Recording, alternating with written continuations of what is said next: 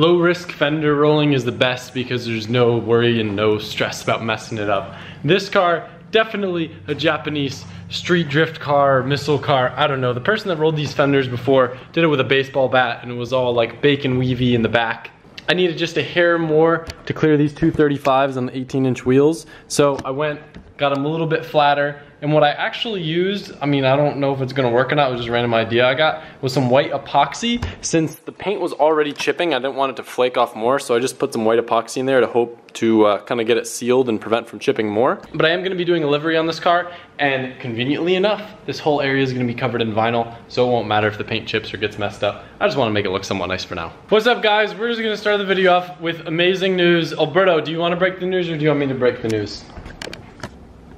Wait, which news? That the engine actually works now? Yeah, and then we have all 6 cylinders on the RB25. You can actually hear a difference in the way that it cranks, which I sent a video to Martin just to make sure, because it honestly still sounded the same at idle to me. Like before, it kind of sounded the same, you know what I mean? Like, remember we were having issues with the tune? That the tuner from Canada told me, Daniel, I'm sorry. Daniel told me, check the vacuum because I'm not getting a good vacuum reading on the map sensor. He thought it was disconnected. And I'll take the hose off with the car idling and barely sucking vacuum. Now you take the vacuum of idleness, it literally sucks a lot. So now it's pulling a lot of vacuum from all the cylinders. That means that the valves are sealing properly this time. And you did a compression test? Perfectly even all across the board. So we're ready to go to the dyno tomorrow. All we gotta do, we're gonna wire up a knock sensor, bleed the clutch, and try to get the wideband working. Should be easy. This brownie and hot chocolate so I can get some boost.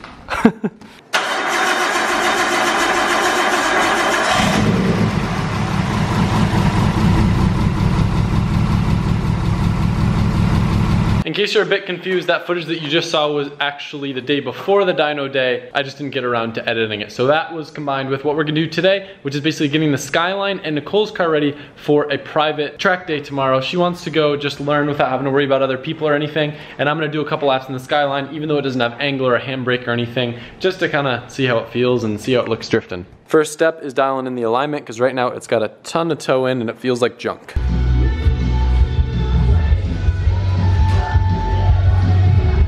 You guys can provide some sort of insight to this. I don't know how the suspension's set up on an R32 compares to an S13. It just feels mushy and it almost feels like the car has a ton of toe in. I just took measurements and it has an 1/8 inch toe out, which is exactly what I run in all the other cars, and it feels great. But this car, for whatever reason, doesn't really feel that great. I think I'm just gonna leave it though for now until I do all the GK Tech angle stuff, rather than playing with the alignment a million times, at least to drive straight right now. So one of the first little buttoning up things that I'm focusing on is basically getting it so the car isn't like a Flintstones car. And by that, what I mean is right down here we have an exposed underbelly of the car. So a lot of heat and debris could fly up through here. It's not really likely. More covering it up is for sound and heat purposes.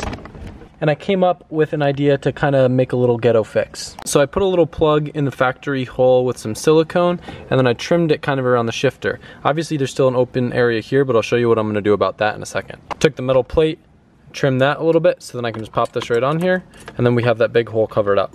Now, this especially isn't important because this is a tripod shifter or remote style, so we're not actually shifting inside the gearbox, so there's no chance of like trans fluid or whatever coming up.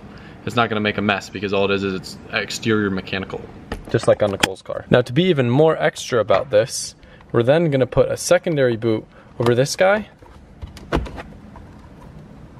It conveniently lines up with the rear bolt hole here, but I might actually make it so it's tucked underneath this and it's kind of sandwiching it down. Not the nicest thing in the world, but it should do the trick. I just kind of tapped into those bolts to get it to stay down. Now this is something that's a little bit more tricky. The shift boot, obviously since it's not in the center, is not cooperating because it wants to pull everything. So I'm either gonna have to get a custom one of these like sewed or upholstered. Maybe that's something that you guys have a recommendation for, or I could always have Alberto bend or refabricate this rod so it kind of bends forward and comes up. That might feel kind of weird though. This shift boot kind of sucks anyway, it's really ugly, so for the time being I might just cut it and then get another one, and it should be easy enough to just kind of make it work myself.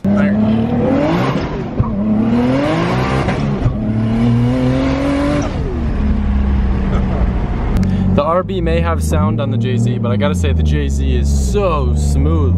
It's just like butter.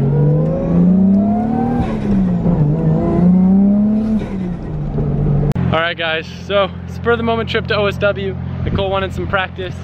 So we're out here with her 1J S13 multicolored looking drift car.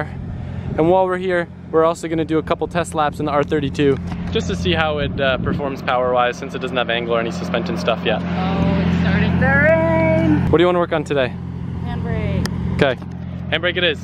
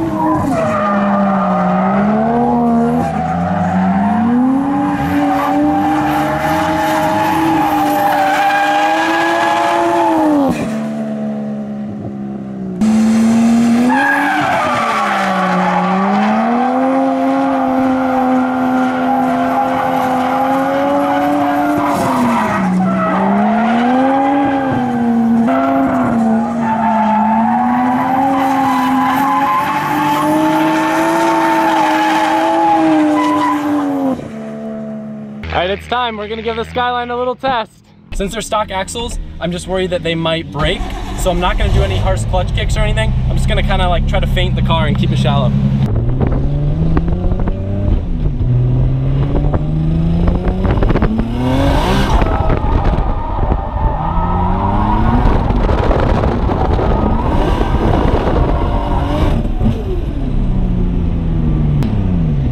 It's acting a little funny.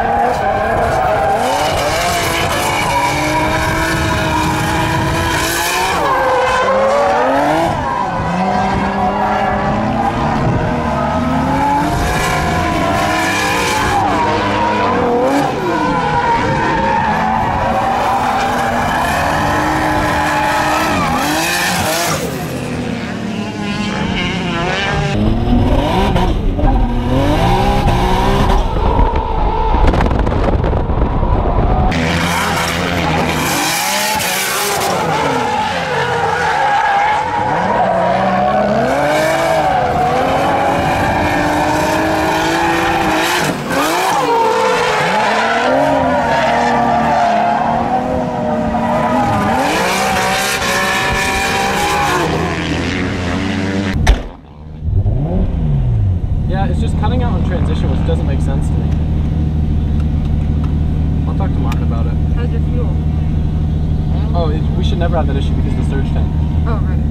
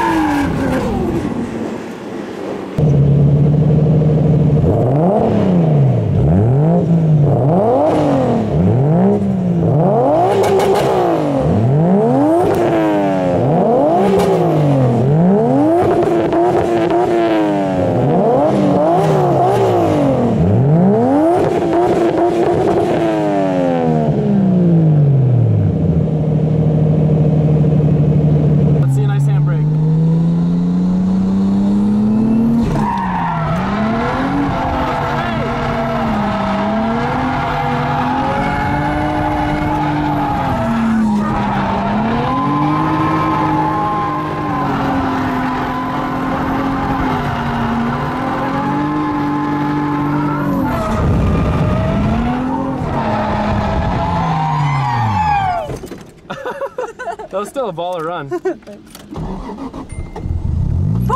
It started. Hey, that was, handbrake's not that bad. I told you, they're easier than clutch kicks. That was only my second try.